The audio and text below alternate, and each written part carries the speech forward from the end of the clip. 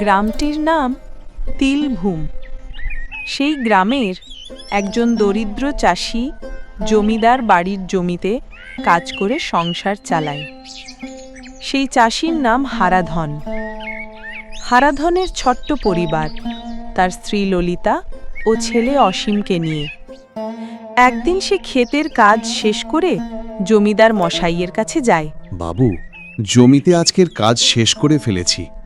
বলছি, যদি আমার মজুরিটা দিয়ে দেন তাহলে আমি ঘরে কিছুটা আনাজপাতি নিয়ে যেতে পারবো।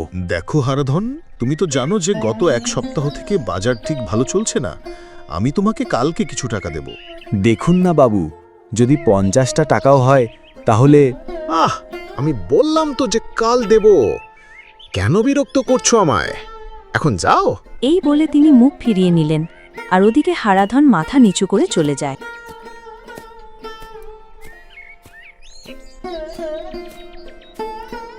কি গো, তুমি এই এলে? আমি সেই কখন থেকে অপেক্ষা করছি। রান্না যে করব, ঘরে আনাজপাতি যে কিছুই নেই। গিন্নি, আমার যে হাত ফাঁকা, টাকা নেই হাতে। কেন গো, জমিদার মশাই আজকেও টাকা দেননি? না, বললেন কাল দেবেন। গত 5 দিন ধরে তো আজকাল বলেই ফিরিয়ে দিচ্ছেন। হায় হায়, তাহলে কি হবে? চিন্তা করো না গিন্নি, আমি হরির দোকান থেকে বাকি কিছু খরচ নিয়ে আসব। ও তোমায় বাকি খরচ দেবে? যাই দেখি, জোর করে বলবো ওকে। ও আমার ছোটবেলার বন্ধু, আশা করি না করবে না। এরপর হারাধন রওনা দেয় হরির দোকানের উদ্দেশ্যে। আরে হারাধন, দেখছি এতদিন পর। তা কি খবর? এই কদিন আর দোকানে এলি না? না ভাই, খবর ভালো না। তুই তো জানিস আমার অভাবের সংসার, কোনোভাবে দিন কাটাচ্ছি। কেন ভাই, তুই জমিদার বাড়িতে কাজ করিস, তোর এমন তো হবার কথা নয়। কদিন থেকে কাজের টাকা পাচ্ছি না, খুব কষ্টে দিন কাটছে। ভাই হরি, আমাকে কিছু বাকি খরচ দিবি? বাকি? ঠিক আছে, না তো করতে পারি না। বলো কি কি লাগবে?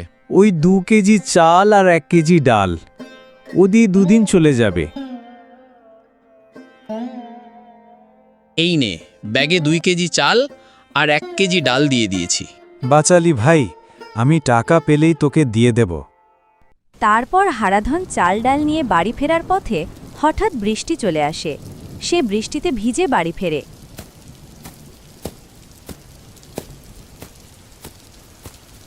গিন্নি, এই নাও, এই ব্যাগে চাল আর ডাল আছে, শাকসবজি কিনতে পারিনি। মা, আমার খুব খিদে পেয়েছে, খেতে দাও। কি দিব বাবা, হাড়ি যে ফাঁকা। আমি এখন রান্না বসাবো, অপেক্ষা কর। চাল ডাল? মা, এক কাজ করো, তুমি চাল ডাল দিয়ে খিচুড়ি রান্না করো। এই বৃষ্টির দিনে খিচুড়ি জমে যাবে। হেগো, খিচুড়ি রান্না করো। আচ্ছা ঠিক আছে, আমি তাহলে খিচুড়িই রান্না করছি।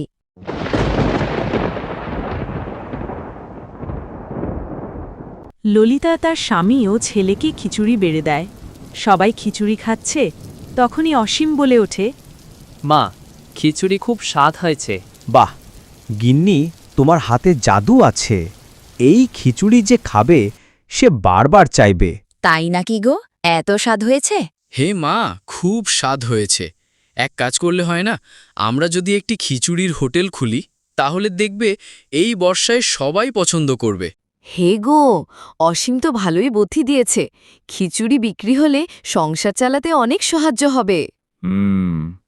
কিন্তু হোটেল খুলতে অনেক টাকা লাগবে। বিকেলবেলা দেখব, যদি কেউ কিছু টাকা ধার দেয়। হরি টুকটা বৃষ্টির মধ্যে বেরিয়ে পড়ে টাকার জন্য। সে অনেকের কাছে যায়, কিন্তু সবাই না বলে ওকে ফিরিয়ে দেয়। সে হাঁটতে হাঁটতে হরির দোকানেই এসে পড়ে।